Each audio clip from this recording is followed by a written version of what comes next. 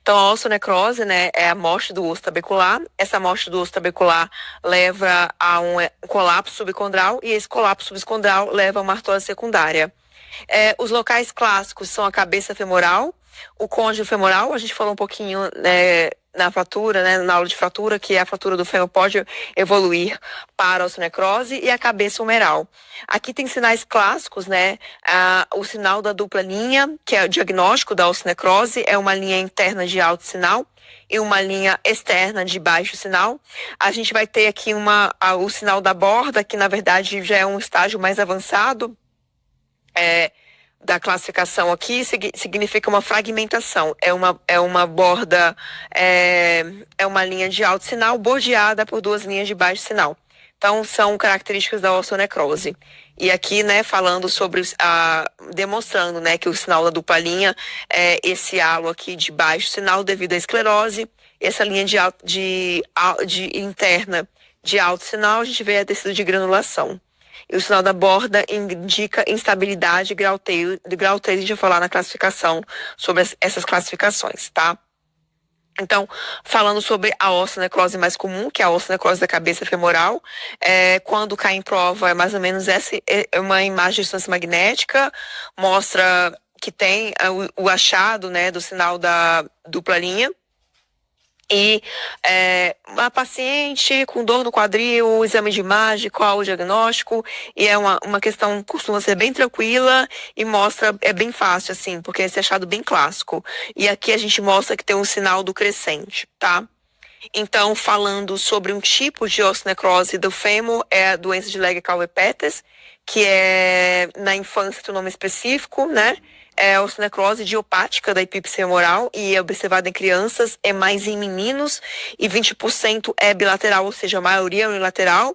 É um diagnóstico de exclusão, a gente tem que excluir outras causas que precisam de tratamento, né? Ou doença falciforme, leucemia, enfim, corticoides. E o prognóstico, são crianças, o prognóstico costuma ser favorável. Sendo quanto mais jovem, quanto menor a extensão da osteonecrose, melhor o prognóstico. A osteonecrose doença de Peters, ela apresenta algumas classificações para avaliar a evolução dela, né? Ela tem alguns estágios e a gente vai falar de pelo menos 3 aqui. A gente tem a classificação de Waldenstrom, que é anormalidades no raio-x em relação às fases, né? Ele classifica em estágio precoce, fragmentação, reparador e estágio de cura. Então, esse estágio precoce aqui, a gente vê que tem esse aumento da densidade aqui da epífise femoral. O estágio 2, a gente já vai ver a fragmentação, é no estágio 2 que a gente vê o sinal do crescente também. O estágio 3, que é a reossificação, então, tipo, fragmentou e já está reossificando aqui. Então, a cabeça femoral, ela retorna, a gente vai ver o contorno da cabeça femoral, só que não já vai estar como antes, vai estar um pouquinho alterada. E o estágio 4 é ou cura ou alguma sequela, né? Pode ter normal, quase normal ou evoluir para artrose. Além da classificação de Waldenstrom, a gente vai ter a classificação de Henry, que ela classifica a porcentagem de acometimento do pilar lateral. Então, o estágio A, a gente vê que o pilar lateral não foi acometido, apenas a região central. O B, menos 50%, o C, mais 50%, né? Entre um pouco mais de 50%, quase chegando a 50%. E o estágio C é mais que 60%, tá? Outra classificação é a classificação de Ficat, que é uma classificação que foi inicialmente feita no raio-x e depois evoluiu para a classificação da ressonância magnética. Então, varia, né? Às vezes você pode considerar que tem o estágio 0 normal ou o estágio 1. No estágio 1, a gente pode ter um raio-x normal ou já começa a ver ali uma osteopenia. O estágio 2, a gente não vai ver aquela dupla linha perfeita, mas já começa a ver ali um sinal geográfico, desenhar um desenho ali da cabeça femoral, mas ainda não tem a dupla linha perfeita e o paciente vai ter clínica já. O estágio 2, a gente pode, no raio-x vai variar, né? Que é aquele estágio de fragmentação, a gente pode ver osteopenia, esclerose, pode ver cisto subcondral, fragmentação.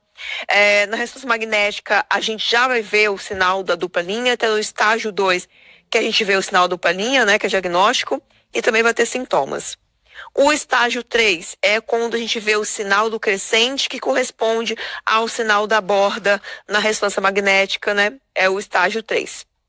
Né, que é a reossificação. Então, o sinal do crescente, ele refere-se a uma fenda linear devido a uma fratura subcondral no contexto de osteonecrose, e a linha de Pessinal, né, que é o sinal da borda, corresponde ao sinal do crescente. O estágio 4, então a gente viu, né, que é o estágio final, ou o paciente vai evoluir para artrose, como exemplo aqui do caso, ou ele vai ter cura, ou ficar uma artropatia degenerativa leve, né? Aqui a artrose, aqui está um pouquinho da alteração da cabeça femoral, então é o estágio já final. Falando só um pouquinho sobre o diagnóstico diferencial do quadril infantil, a gente já falou de artrite séptica, a gente já falou de sinovite transitória, a gente trouxe aqui agora PETES e a gente vai falar um pouquinho sobre epifisiólise. Então, lembrando que, de novo, retomando, a faixa etária da séptica é menor de 4 anos e tem história de febre. A séptica a gente viu junto ali com o sinovite transitória do quadril, né? Mais meninos, mas são crianças, mas tá tendendo a ser mais meninos de 3 a 8 anos. E PES a gente viu que são meninos de 5 a 6 anos, e a epifisiose que é o mais velho de todos, né? São mais meninos também, todos são mais meninos. Aqui são mais adolescentes, sendo que os meninos são mais velhos que as meninas. Isso é importante, que eu acho que é até bastante cobrado. Em relação à epifisiólise, a gente vê que o habitual é o pilar lateral, ele está um pouquinho proeminente em relação a essa linha traçada ali no colo femoral. Se já não tem essa proeminência, a gente já pensa né, numa epifisiólise aqui leve e aqui moderado. Então, paciente de 11 anos, sexo masculino com dor no quadril esquerdo, sem trauma, qual o diagnóstico? Então, se a gente for traçar aqui a linha, a gente vai ver, né, que a região lateral aqui da epífise está mais medializado, né? É um deslocamento medial. Então, a epifisiólise. O deslocamento póstero-medial da cabeça femoral em relação ao colo, meninos médios de 12 anos, ou seja, adolescentes, e lembrando aqui que a obesidade é um importante fator de risco, tá bom? Em relação a alguns epônimos, a osteonecrose, como a gente consegue ver aqui nesse quadro, ela pode dar em vários ossos do corpo, né? Cada nome, cada local tem um nome, tem um epônimo, a gente vai falar aqui os principais. Koller é o navicular em crianças de 4 a 6 anos, o navicular como todo assume esse aspecto afilado em borracha. Müller-Weiss, né, que é o do navicular do adulto, o aspecto lateral do navicular ele fica mais afilado. Panner, o Panner ocorre em crianças de 4 a 6 anos, assim como o Koller, só que aqui, devido à localização, ele faz o diagnóstico diferencial com osteocondrite do capítulo, né? Só que a osteocondrite do capítulo é paciente mais velhos e costuma fazer corpo livre intraarticular. A doença de Kienbock é osteonecrose do semilunar, homens adultos e mulheres, homens adultos jovens e mulheres de meia idade. Lembrando que a variância ulnar negativa é fator de risco. Preiser, quando a gente viu fratura do escafoide, a gente viu que Preiser é uma osteonecrose do escafoide, não relacionada ao trauma. Sever é osteonecrose da apófise do calcâneo. Freiberg é da base do segundo metatarso. Doença de Haas, quando é na cabeça humeral. Doença de Iselin, quando é base